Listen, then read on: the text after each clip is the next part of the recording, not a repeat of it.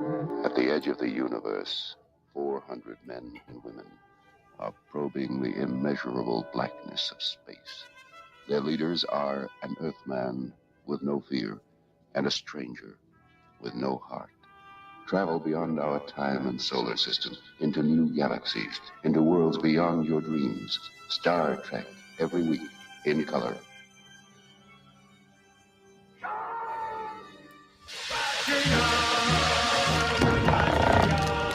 Oh, brother.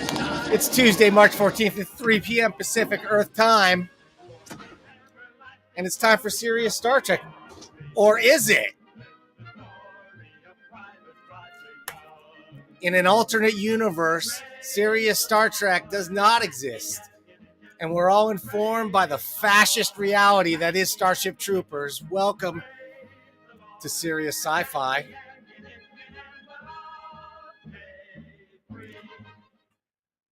All I have to say is that I had unused credits that have been just sitting in the back for years that I had to get on the air sometime. So sorry, boys. Hey, welcome back to Serious Star Trek. I'm glad to have you guys here. It's possible I'll be splitting early, but I know these two guys are sticking around for the whole thing. Let's welcome the boys. Captain Fun Larry Young, Dr. Johnny Price, PhD. Man, I remember those credits. Serious Sci-Fi. That was awesome. We should do that sometimes. Uh-oh. We should. We should do that again because and then good old Dan, right? Dan. He's like, I gotta leave early, so he did. Good old Dan. I liked how he sold that, even if he like hit the button by accident. He's like, oh no, this alternate universe, Serious Sci-Fi. That's cool. Yeah. He's a real showman, you know? He's a real showman. He understands. It's that blue blood in him. It's that blue blood. Oh, yeah. The Andorians are known entertainers? I don't know. Just Dan. Speaking of blue, I mean, do you want to just get into this thing with the ship? Because I know you love the ships. You know exactly what they are more than I do. But I built a lot of model ships back in my day, so I have some opinions. And this fucking Dave Glass or Blass or what the fuck his name is, that guy really needs to get a grip on like what his role is in the process. They need to take a class on like how to use social media, like especially as like authority figures, like because they're just they're assholes. That's the thing, though, right? Like it's perceived authority figures, though, right? Because once you start stamping around and going, oh, yeah, you don't know anything about starships. I know how to design starships better than you. Once you start doing that, you lose. That's the argument of a child. Yeah. And it's so clear. This one particular, the Intrepid ship. I'm sorry, Dan, I got to get this out.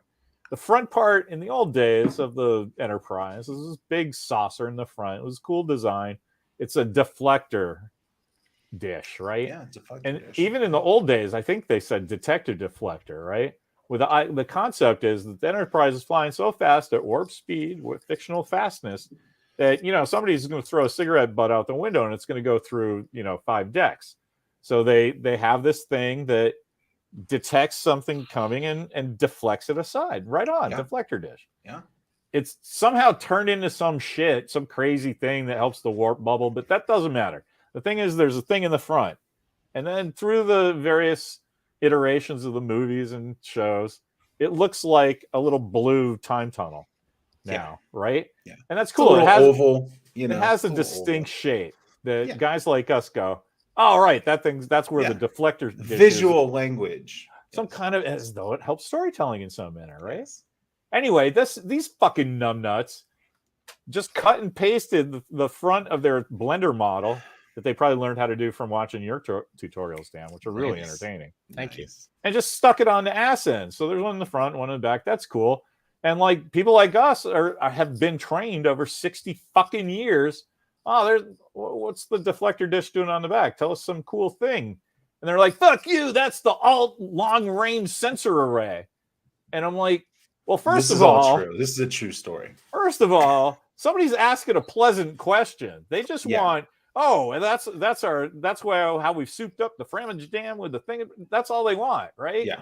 Don't fucking shit in their cornflakes because You just took the thing from the front to save yourself 10 minutes of work, and the entire planet knew it, and you thought you were going to get away with it. When all you had to do is but turn the energy red instead of blue, and then fucking say whatever you want. Yeah, man, that's the aft deflector shield.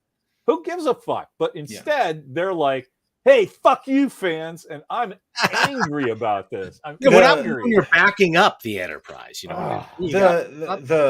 There's a couple different problems, right? One of the first problems is that they're getting so much praise, right? This isn't like, it's not like Kurtzman is out there being like, fuck you, fuck you, fuck you, right?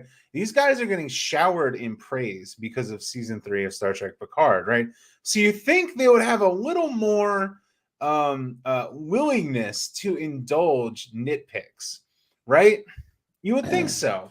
But instead, they take any sort of questions as criticism and they throw back like a grenade. You know, they're like, "Oh, you brought a knife? I'm going to throw a grenade at you." You know, I think you guys. At first, I was like, "We're bitter. We didn't get those 4 episodes first. Like it would maybe if we did, we would be more excited, or 6 episodes or whatever they gave them." But I watched this stream, a well-known. Okay, the guy who Hibbs bought his store from. Let's just say that. You know that guy, Brian? Remember Hibbs bought that store, that second store? Oh. I thought you were like the guy that Hibbs bought his store from. No, I'm like, Hibbs didn't buy his store. Well, he bought the second store and then the second one. Yeah, Comics Outpost. Yeah, and what's his name? Gary or David or something? Well, yeah. Enough said. He's online. He's got hundreds of thousands of followers, like 500,000 followers. Wow, does he? He's humongous on YouTube, but he's very much the hater, the hateful. I know exactly who you're talking about. Yes, he is one of the main voices. Yes. So I don't really watch that show much because I can only take so much negativity. I happened to click on it because I saw he's featured on Rumble or whatever. This is how one-sided this guy usually is. And I'm watching him talking about Picard, and he's like visibly biting his lip, going like, "Yeah, it's pretty good. It's better than the previous seasons were, very, very." So there's definitely an access journalism thing going on here a little bit, because I agree with you. I thought the first episode was really good. It's sort of dipped in quality. They've got a chance. If these next 2 episodes really deliver on the Wrath of Khan stuff that we're all expecting, to see where they set up the last half of the season, they could get me there.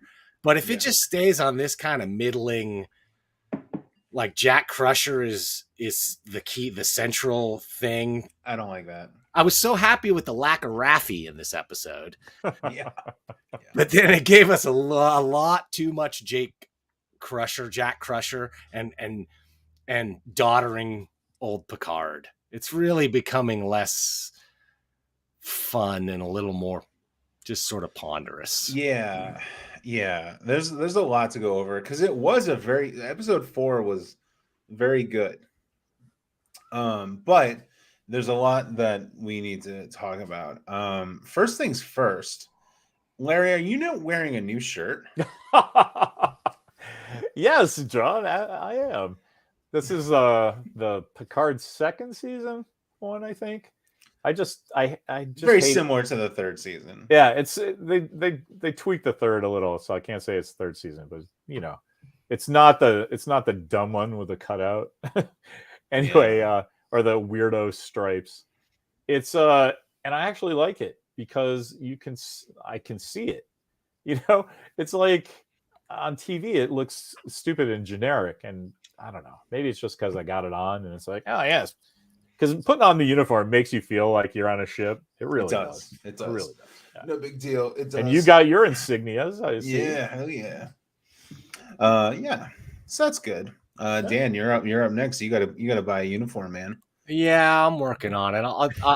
I'm doing what I can with the props. You know what I mean? So fair enough. I do what I can. You could just say your wife doesn't want you to have a Star Trek shirt, right? Because none of our wives want us to have Star Trek shirts. That's not a fair question. Mimi was cool with the first 8 or 9, but she doesn't like it. I have 1 or 2 that I don't think Jess even know exists. So, well, one thing. Okay, so they definitely revealed everything, or was this in the third episode where they revealed about the Wolf 350? About the what? Wolf The 359. Wolf 359. Yeah. Okay. So let's go through. Let's go through the episode. We should talk about the episode for sure. Yeah, we should. Right. So it starts off with so at the end of last episode, Riker flipped out because Picard had this really stupid strategy that everyone was like, "Why is he flipping out on Picard?" I'm like, because they're using a fucking portal that will fire the thing. And then, of course, that's exactly what happened. So Riker flipped out. He got real mad. And so episode 4 starts with him. Well, it starts with a flashback. We'll talk about that in a second. He got way out of character mad, right? Like, I guess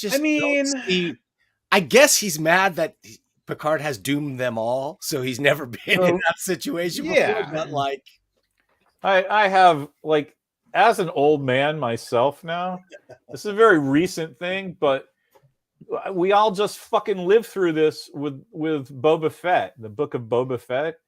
There's like, everybody has an idea of what Boba Fett was when he's like, "You'll bring Captain Solo and the Wookiee to me," right? I mean, or whatever, that was Luke, but you know what I mean? Some Boba Fett quote. We'll fix that in post. But AI changed my lips and stuff. It'll be great. Clone my voice. That's going on. Deep fake Larry. But you know, then the fanboys don't like it, the Boba Fett show, because he's Tony Soprano now, right? Well, fuck yeah, because, like, you know, 15, 20, an expansive amount of time has taken place. So the thing I love about Riker is he's not fucking yo ho ho jazz swashbuckling guy. He's like, my fucking kid died. You know, I've been married to Troy 3 or 4 times. I've lost count, and fucking shit happens. So we're gonna do this thing where everybody gets home. Sit down and shut up. And all the fanboys go, "Oh, he's out of character." Well, we're fucking all out of character. I get Al Pacino now. I didn't think that was out of character with his actions per se, but just like in front of the bridge crew, like, "You've doomed us all, old man. Go." Oh, that was awesome. Go to your room. Good episode ender, I guess. But he immediately pivoted from that in the beginning of this episode. Right? Yeah, at the beginning of this episode, he apologizes. Right, I'm sorry. He's like, "Yeah, I lost my cool." Last episode. You know, Frakes is killing it, by the way. Frakes is doing a really good job. Definitely. But yeah, so he goes and he apologizes to Picard, and he's like, "Look, I lost my son, blah blah blah. You need to go make up with yours." And so that sends Picard off on his little side quest. Meanwhile, Riker is basically just like wallowing in despair, trying to write a death note to Mina Sirtis. What's her name? Troy. And I'm all over the place. Dude, I just said a Boba Fett, said a Luke quote. We're good. Yeah, there you go. Play through. And so that kind of sets off the thing. The framing device, of course, is this flashback where old retired Admiral Picard is eating his very British food, and a bunch of starry-eyed cadets come up and go, "Oh my God, it's Admiral Picard! Tell us stories about the time you were an action hero when you were 90 years old." And that was fucking I fucking hate. I cannot stand. And not all right. Is he the one who doomed us all? Is he the one who killed all of us? Is he? He's the one. Yeah. No, John, go back to that. That's you're absolutely right.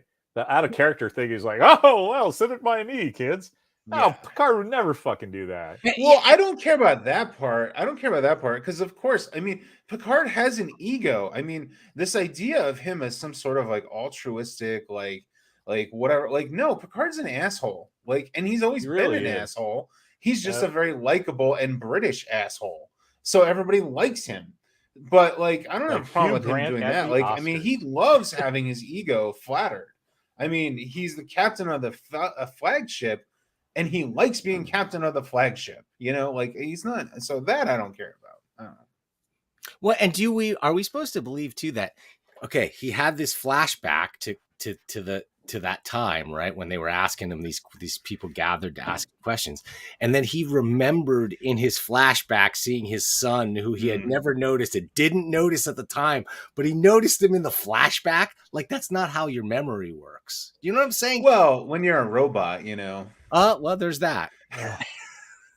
Facial really- recognition kicked in on that one. He's like, oh, yeah. I thought so. I really dislike flashbacks as like a storytelling thing, but I thought it was handled very well. Like I bought that whole thing.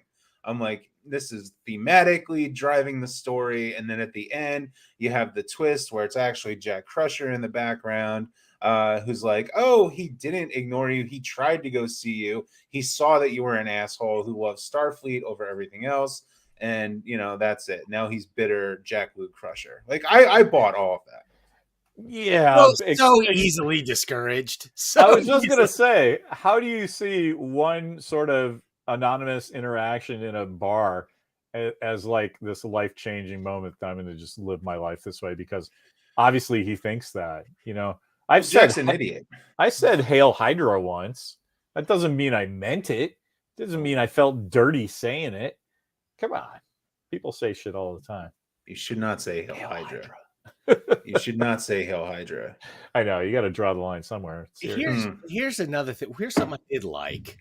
I really liked, while I hate Vlasic Pickles, whatever her ship, I really liked it's like, her dumb hand thing.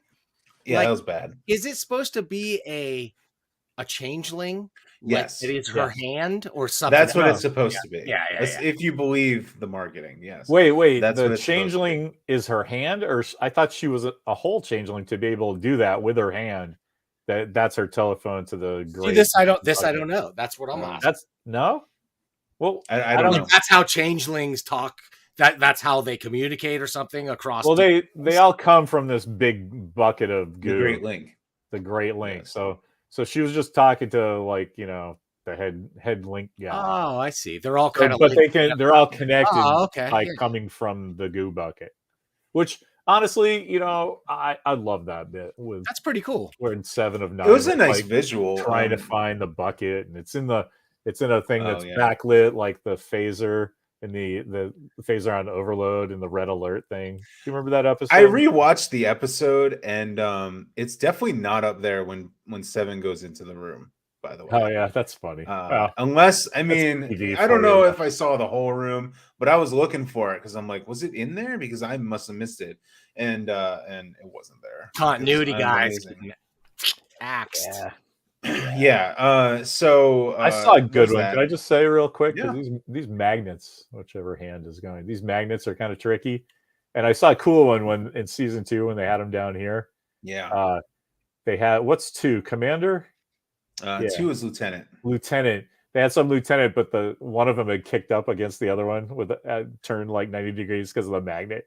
And she's like emoting, and I was like, your magnets. Magnets anyway. fucked. I have to get new magnets because I need to get a science version of this. So I actually ordered the pin version, but they gave me the magnet version. So I'm hoping the same screw up happens this time. So I know it's very exciting. Not to elaborate on the last point, but so are we in the camp here? We're saying, and it's official, Vladik is a changeling, or no, they haven't said yet. The hand is definitely supposed to be a changeling. I don't see how it works that if the hand is a changeling, that the rest of her isn't, because it's not like she has like a little changeling glove and no other arm there, because it turned it back into a hand. Yeah, right. But this is not a Star Trek thing that they've done before with changelings, I guess is my point. So we don't really know. Not this way. Yeah. They've done it before, talking through the Great Link, but not this way. That's why I just assumed, they're putting their stamp on it, and Tribbles are fucking 4 feet long now. They have Gorn skeletons. So there is a lot of speculation about why they look the way they look, because they don't look as glossy and like silvery and slippery as they did in DS9. There's a lot of speculation about, because this is a group of changelings that broke off from the Great Link. So either they have the Section 31 disease from DS9, or they have something wrong with them. Something's going on with the changelings that's not allowing them to like fully transition back and forth. It's so funny. I just automatically assumed the special effects are better now. That's what I thought too. Yeah. That's sort of what that's sort of what how I took it too. I was just like, oh, they couldn't do that before, but that looked pretty badass. I have to say, I really that was cool. Yeah. That part.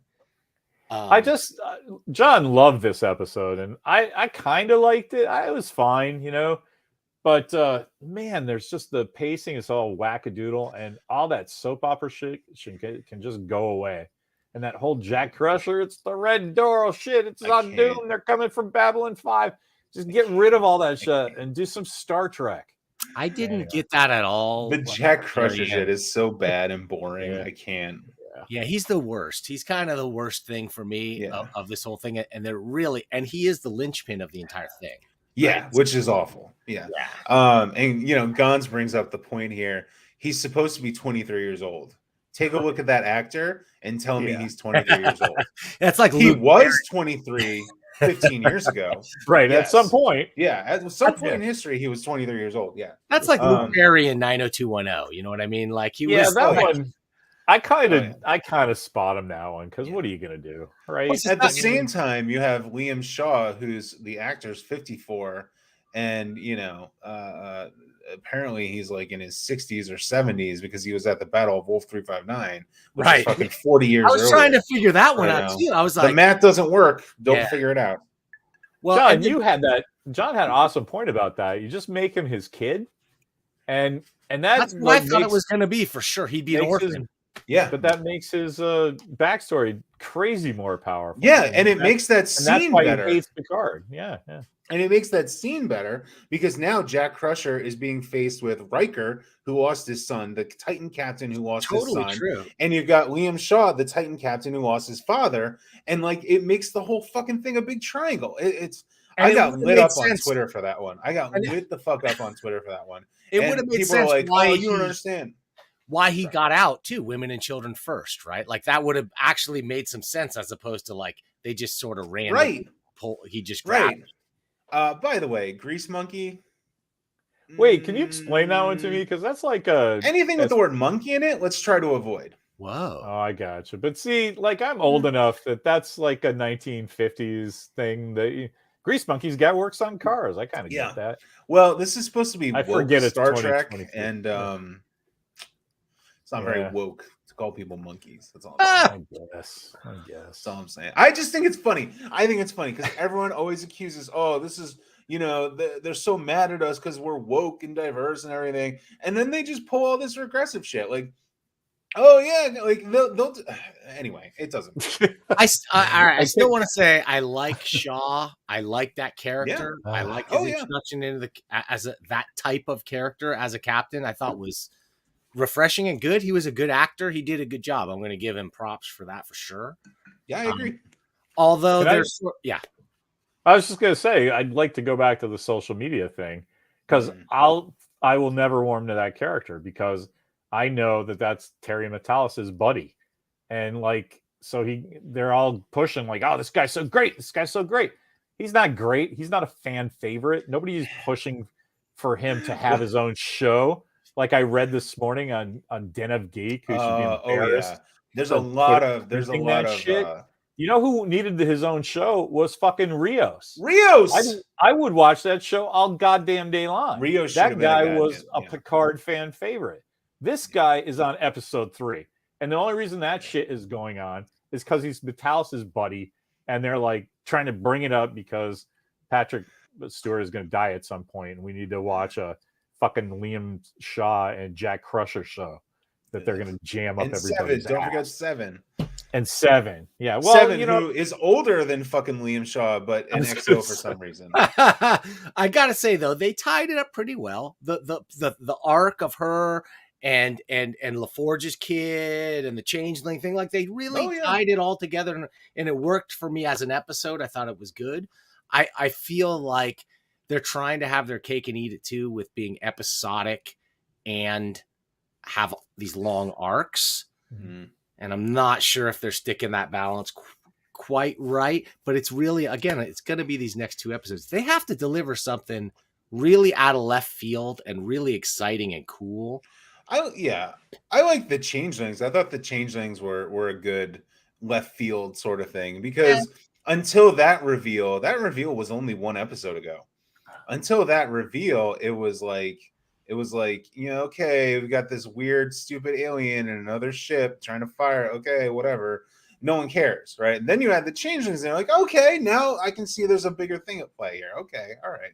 Yes. Hey, I got a question. I just had an idea as you were talking, so you get credit too because you made me think this. But the changeling meat thing, and Dan gets credit too because we're trying to explain the hand thing. What if these are changeling organic people hybrids? They're like meat changelings. Because like I kind of don't get how your hand can turn into. I don't. They're gonna have to explain that one. Yeah. So I'm going for. Yeah. I don't know if you. So I'm asking you because you're like Twitter god. Yeah. You say you get reamed on Twitter, but that's how they tell you that they love you, man. Like, are you talking about the one where you went? I'm trying to do this with stone knives and bearskins. And literally no one got the Star Trek. No one got the reference. And like I had all these so these people, man. So this like media watchdog account or whatever tweeted this thing about how DVD sales, or they're trying to end streaming because everyone finally figured out that streaming loses the money, and they used to make money with physical media, so they're going to bring back physical media. And I made the joke like, good luck coming back to Stone Knives and Bearskins, which is a TOS joke. That's a good joke. I thought it was a great joke, but and Work then my replies were all just these like media people, like not real people, but fake every people, just being like, oh, people. You don't understand physical media, you don't understand how. I'm like, okay.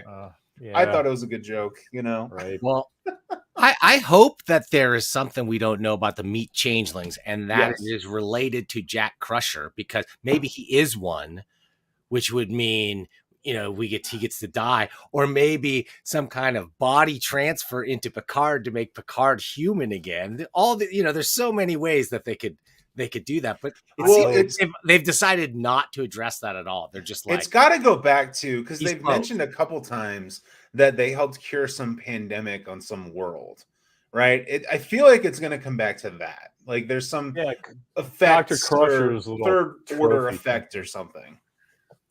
Like some kind of changeling disease or something. Yeah, because that's a thing. Like the Dominion does give worlds that won't get conquered. They will fuck you up.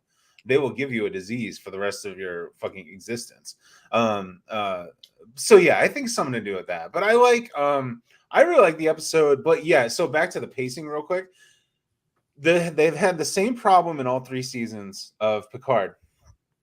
The first 3 or 4 episodes need to be smashed together and re-edited into like either a feature length, 3-parter or a feature length 2-parter. A tight 2 episode. Yeah. Like this episode 2 was, you cut 20 minutes, send it to episode 1, and 20 minutes, send it to episode 3, and you have a nice little like concise, you have long but concise episodes. I feel like the same, like this is a mini arc within the 10 episodes. It totally is. So just do that. Like, I don't know. I kind of like here's a point I was going to make earlier about the mythology episode thing that Dan brought up, is that X-Files and Lost have a lot to answer for, because all these fucking chuckleheads that grew up, in the industry, as PAs and interns and shit, like got to see the success of that and like, oh, I'm going to do that when I get involved. And it's like, yeah, except you guys aren't good writers. I mean, that's it, because we're a couple of schmoes. I mean, we got some brains, but like the whole Tight 2 thing is like, that's been going on ever since Discovery episode 1. That they'll take 4 episodes that will make a great 2-parter. Yeah. And they need to stop doing that, because it's lazy as shit. And I can see what you're doing. You're not working. Yeah. One thing I will give them credit, they learned from Discovery. Discovery would draw things out.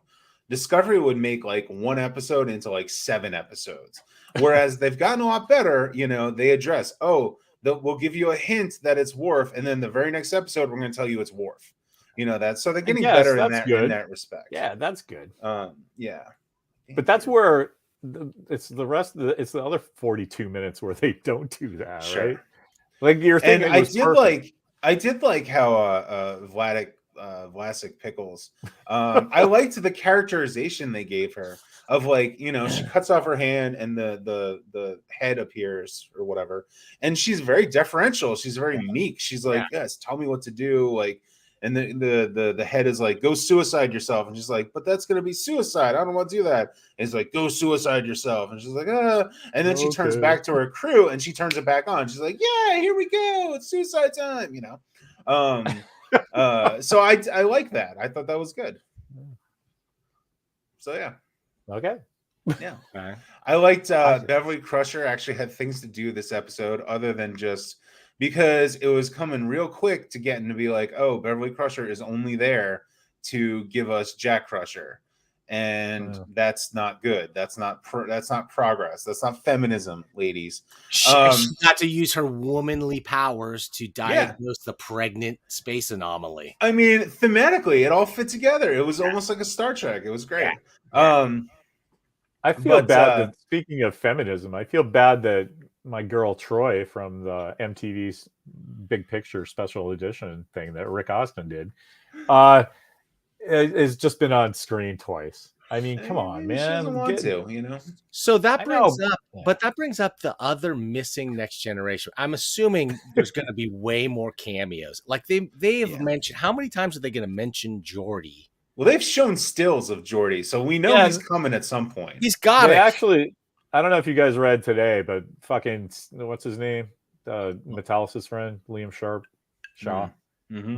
Whatever that actor's name is, standoffish. Stashwick. He said in an interview, like, "Oh, my character gets the fanboy at one of the characters of Next Generation." It's got it. And I'm like, "Oh yeah, well, that makes sense because they make the whole thing that Crash LaForge is, the helmsman of the Titan A, and she shouldn't be able to get a job because she as a pilot anyway because she crashed 2 shuttles." But he's like, "Oh, I love your dad, so come fly with me." That's good. It's like they can't even do mystery right. It's like.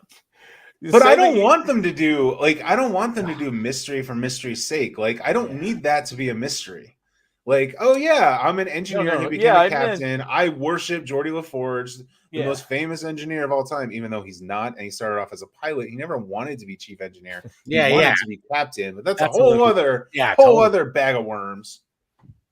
I was thinking more. I wasn't saying more that I don't know, whatever you went off on. I was just saying that they don't know how to it's their PR I was talking about, not in the story itself. They just can't keep the whole mystery of that's what it was. The mystery of PR is that you kind of try to want to tease somebody in PR, but at the end of the story is TV is commercial art. You're selling cans of baby oil or whatever. Cans of baby oil. Man, I'm gonna roll today. Anyway, so don't do that. Don't, if you say it's integral to my character that he's a giant fangirl. He says fangirl too, which I was like, my character fangirls at the Next Generation character. That's fine. That's cool. We're excited. That's part of your character. Nice. But don't wait to say that until there's only one Next Generation character to show up. You count through them and it's like, what about O'Brien? Well, I mean, when was that? When did that happen? When was that interview? Like, it could have been today. It was today. No, it was today. Okay, yeah, it was crazy. Well, it's gonna. Okay, so I read it today. Maybe that's my problem. LaForge is not a captain, though. They said in the beginning of the season, like he's historical. He runs the the museum. The Starfleet Museum, with all the ships and stuff, which is where maybe lore is stored, and or the cube that has more. Oh, that makes all the sense, right? That's got to be sitting somewhere, right? Yes. I love that Geordi's making that place his own Batcave with souvenirs of his adventures. Pretty great. Yeah, that's awesome. Way to go, Geordi. So I finally came to terms with the ships. And I came to terms with the ships because, so here's my headcanon, right? My new headcanon is the Dominion War takes out all the ships we love, right? And Starfleet is like, look, we're not going to rebuild any of these ships. That's a huge waste of time, right? And we just got Voyager back with all this brand new technology. So we're going to make all new ships, but we have some of them already started, so we're just going to change them a little bit. That's why you get like these ugly ships that kind of look like old ships, but they look like John Eves just painted over all of them. I think that's that's why they're all ugly and they all look the same. Yeah, boy. Yeah, you're gonna. I kind of feel. I feel bad. I hate the shit out of the new ship. The new ship is so ugly. I kind of feel badly for that John Eves guy because I don't. It's just he's making money. Yeah, but it's just kind of not his fault, right? Somebody would. Right. He as an artist, he has a design aesthetic, but on the other hand, I 100% agree with you. Like, fucking hire somebody else because he does not. Well, they hired Bill Krause, who's like this very famous like fan modeler who became he made it like a career. He's so good at building models, he made it like a career. And he comes up with all these designs. He's the one who designed the Titan and the new ship we're about to see in the next episode. But all his designs are motion picture era. So they all have that very classy motion picture kind of Art Deco sort of look. And they all look so much better. So yeah, that wasp was crazy. They take those models and they just paint them dark gray, like John Eves, and they say, "Here you go." And it's like, dude, that's fucking ugly. Like, what? Anyway, I love Bill Krause's work. Like, he's an amazing, like model shipbuilder. But like, they're ruining his fucking ships. Drives me nuts. Anyway, I love how John being driven nuts is like.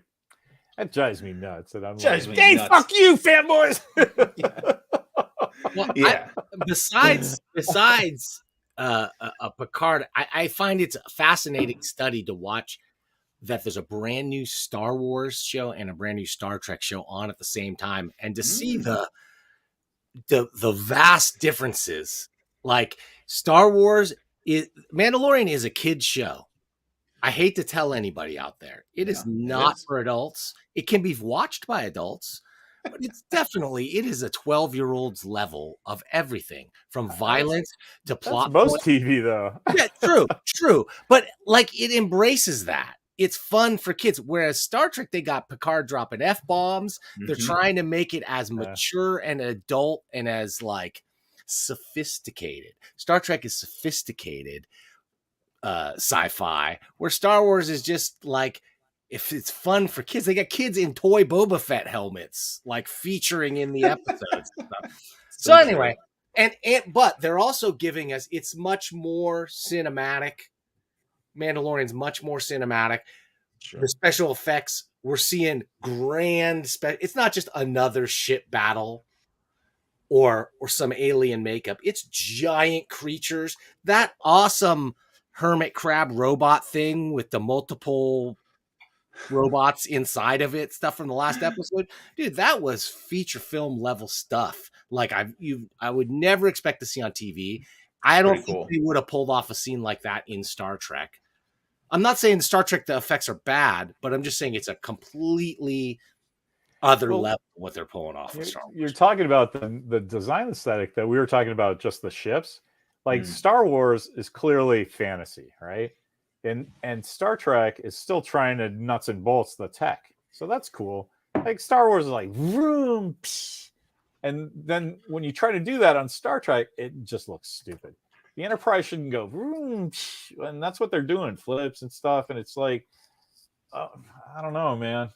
You're taking the wrong lesson. It's like, no, we don't have to have R-rated comic books movies now because Deadpool did, $750 million in a February.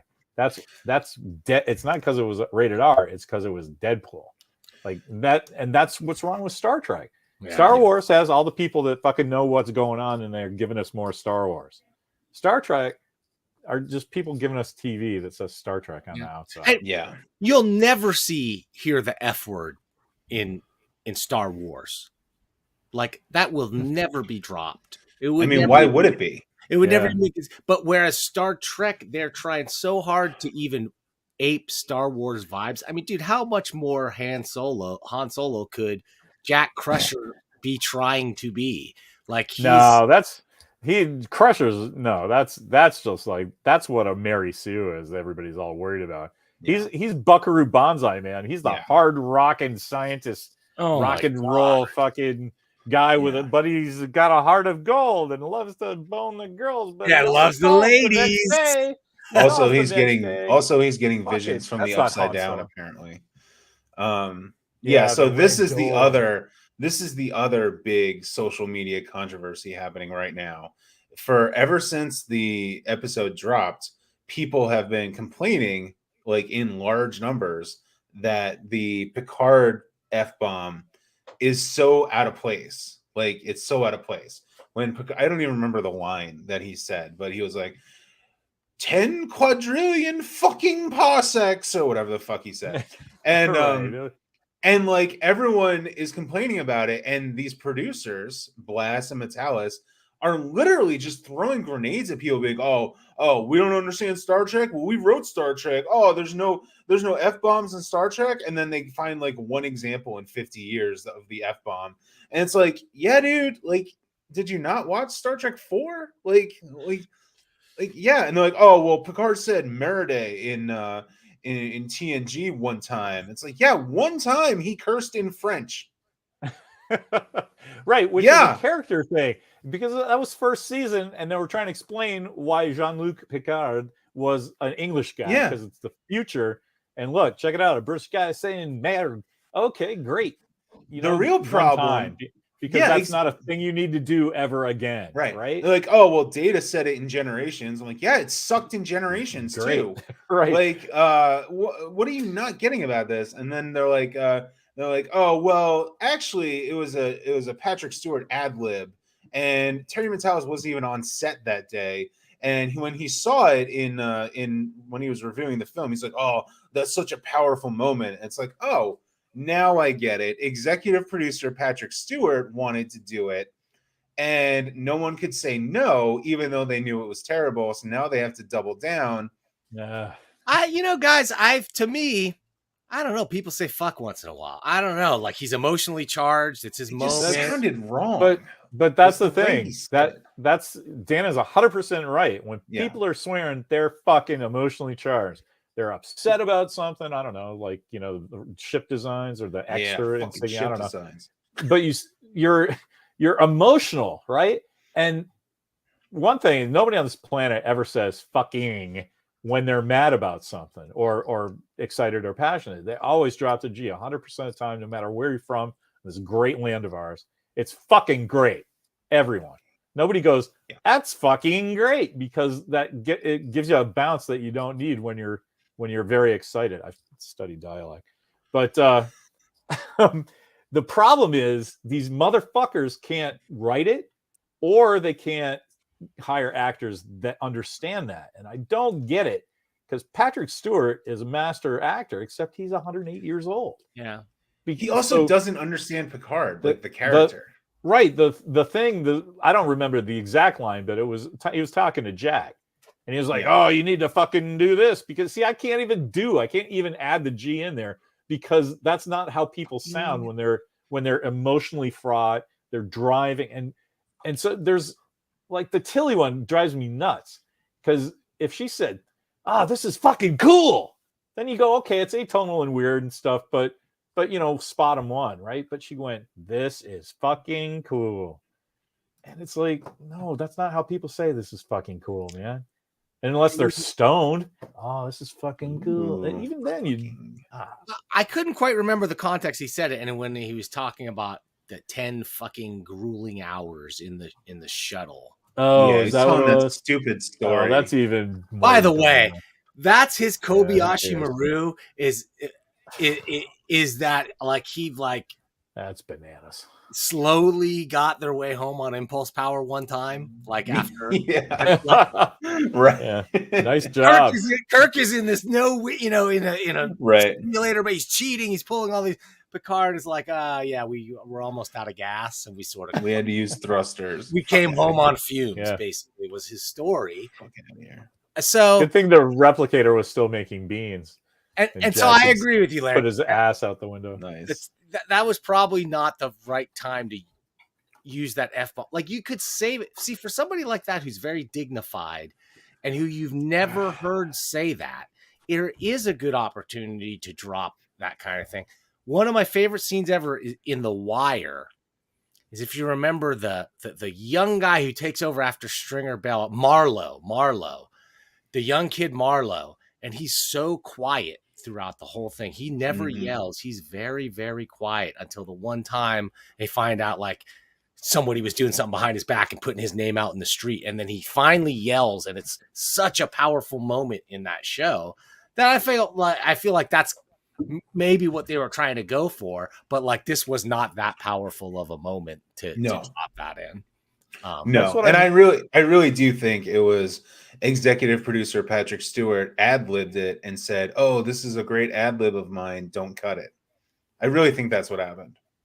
This is what I mean about not being able to just either write or perform it. It's not both. It's one or the other, because you can make it work, right?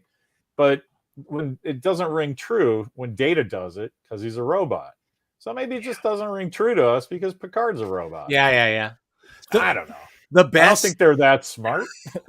The best Patrick Stewart portrayal ever was in Extras with Ricky Gervais. If you ever saw that one, where he's just a moron. He's just like every actor out there. That's what I love about this. People that you think you're like, Patrick Stewart must be a very smart, like on the ball, commanding kind of person with a great in reality, he's probably anything but. He's probably a silly little twat and not really very. He's just a great actor. Actors are just like a vessel that they can pour themselves, they're looking for a vessel rather they can pour themselves into. And the Picard character was it for him. But like as a guy making creative choices on a thing, I don't think. Well, and Patrick Stewart is famous. John, just lean into your microphone and go, Dan just used twat in the British sense, and we apologize for anyone who may have been offended.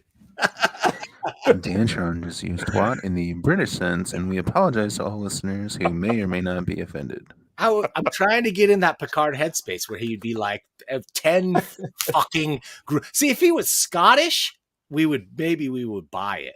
Like, well, that's okay. Yeah, that's the thing. It's not in character. It's not in character. It was a bad line reading. It was not in character. It didn't make sense in context. And also, like, I really want to push back against Patrick Stewart as like this arbiter of what makes Jean-Luc Picard. This is the same guy who wanted Jean-Luc Picard to become an action hero in the movies.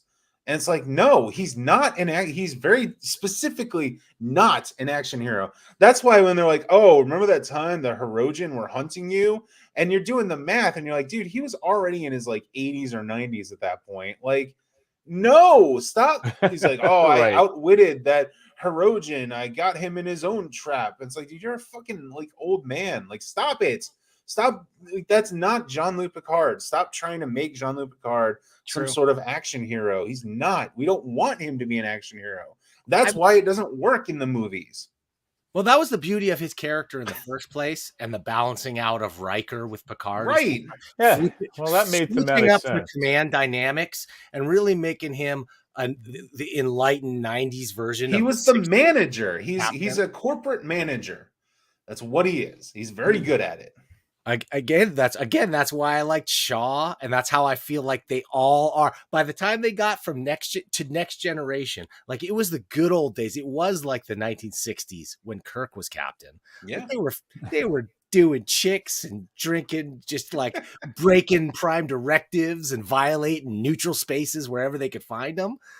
And then by the 90s, it was just like, no, everything's buttoned down. It's the new neoliberal order that is, represented by Jean-Luc Picard. He's a technocrat. Yeah. He's even got his therapist on the bridge. Great joy. Yeah. And sadness. Anyway, I mean, it was all right. I mean, I like the overall story. I like it, but I like the overall story, but I can't tell how much of it is I like it versus I'm just so happy it's not as bad as last season. There's a lot of that. There's a lot of that going on. Yeah, because last season was awful. First season was awful. Second season was awful, and like this season is not awful. Like I'll give them credit; they wrote a good story. Isn't that so great far. though? That's where we're at. Like, hey, Well- all the credit for not just being like wildly average. And Right. not They could have. sucking. That's the Thank thing. you. They could have come out of the gates with something like this in season 1, exactly like this. They could have changed Yeah. almost nothing except take out Raffi that nobody likes, Yeah. and Picard's not a robot, which nobody likes. And there would have been zero difference. They could have gotten to the same place. I would have loved that show. Everyone would have been really happy. Yeah. Yes. And then we Thank could have you, had Steve. 2 more seasons, and they could have just done more Star Trek-y thing. I really think it was just like the first episode. They're just like, they decided, no, we're going to be the anti-Star Trek, and they just realized that's not what Star Trek fans want. Well, and again, Patrick Stewart only agreed to do this, and his ultimatum was, I don't want to make TNG season 8. I don't want to be in a uniform. Yes. I don't want to be Captain Picard. I am 80 years old. Captain Picard should be 80 years old. Again, Patrick Stewart is running the creative process of who Jean-Luc Picard is, which is why none of it works for 3 seasons. I think you're right, dude. All the tasteful clothes, like everything about the first. I only watched the first episode of the first season, but it was enough for me to say this is one of the worst things that I've ever seen, and it's so non-Star Trek-y. Oh, it's bad. But it was just dripping in like European old world sensibilities, the wood grain, the fine, like everything was so classy. Yeah. But just boring. Yeah, that's true. I love how Hector is like saying I need an excuse to wear those black turtlenecks, because he's talking about me and not Picard, right? With the dripping turkey. Yeah, fuck you, Hector.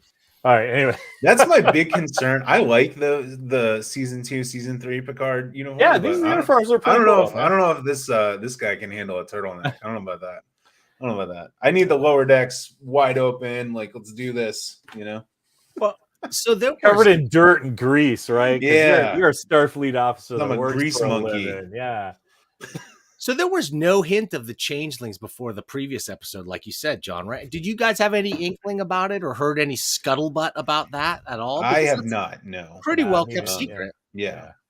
Well, which is good, yeah, because the people who have seen it obviously knew, and they didn't spoil it. So I'm pretty happy about that. Yeah. And if you go back and watch, there's a couple like they do a focus in on the guy, the first ensign who becomes a changeling, the weird like white guy.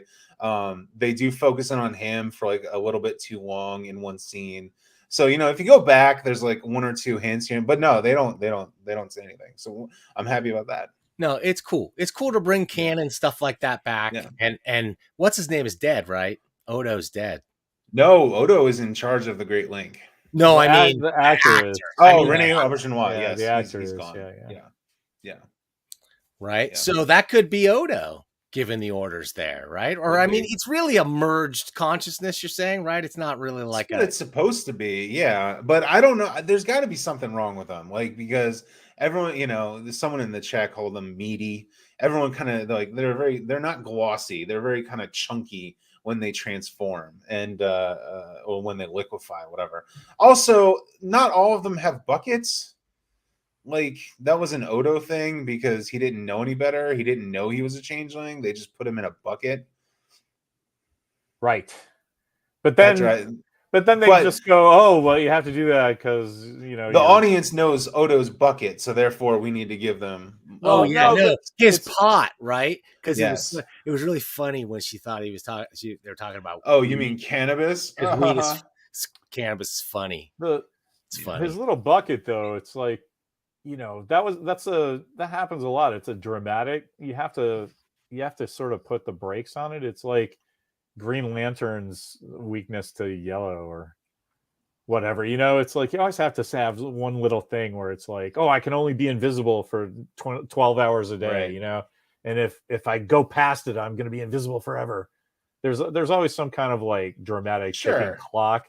So I get that why they'd say, well, that's a familiar thing. So these guys too, And I understand. I mean, 7 of 9 doesn't know anything about them because she wasn't there for the Dominion War. I mean, if Liam Shaw is like 70 years old, like he's supposed to be, apparently, he fought in the Dominion War. Like he's a veteran of the Dominion War, so he probably does know all about changelings. They probably did have a lot of, intel briefings and everything about how to spot a changeling and all that stuff.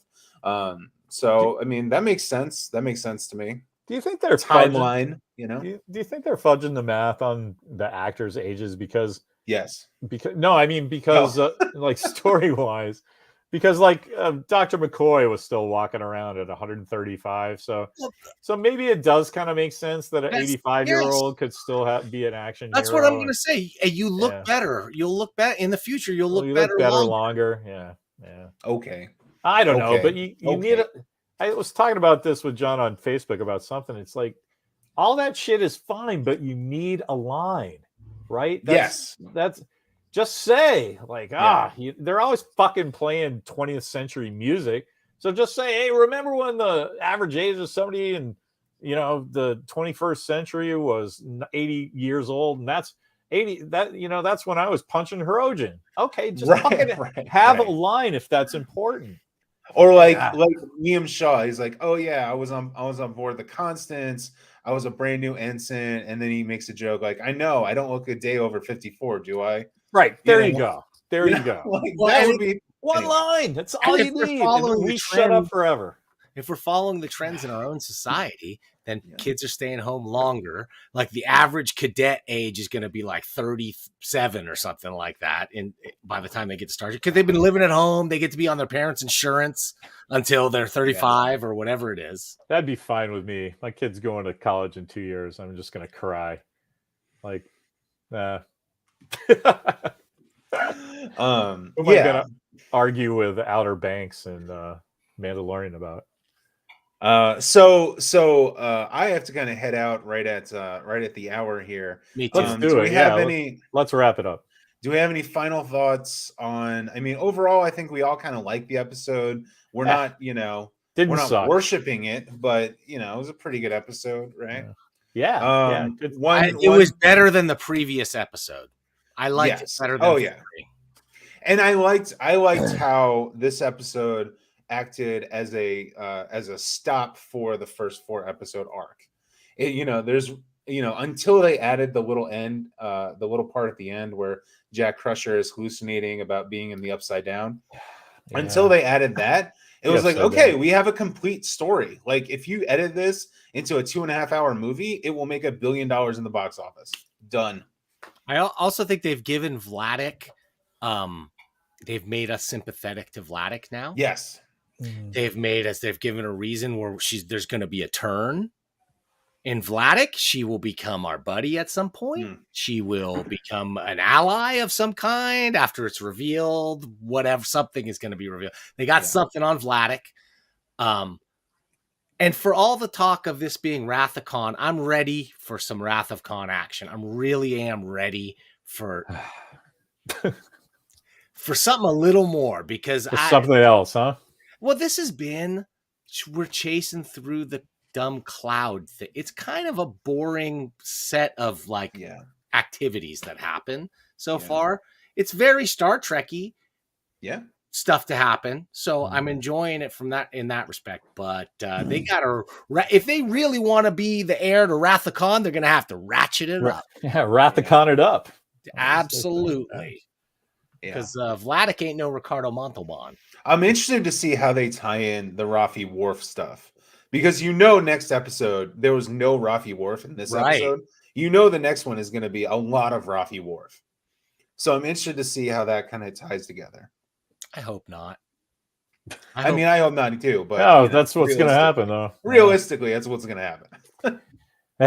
Anyway. Maybe Rafi could be killed off screen in a portal accident. And Worf just explains it away in the first. If that happens, they won't have a line about it, guaranteed. You're just supposed to forget about it. Won't have a line about it. oh my God! That sound means that it's time to get out of here. We had a lot of fun. We talked a little bit about Mandalorian versus Picard, and I think that's going to be a theme for me coming forward because I'm watching. It's rare I get to watch 2 shows at the same time. When does Mandalorian come out? Wednesday? Wednesdays, yeah. Yeah, so it's a back-to-back. I like that. We've been doing that. That's how I experience New Trek, right? It's always in relation to the Orville or Mando or something, because it's like, and that Star Trek got to skate because there wasn't anything else, and now it's everything else. You know, my kid doesn't even really care. He doesn't watch Picard. He hates it.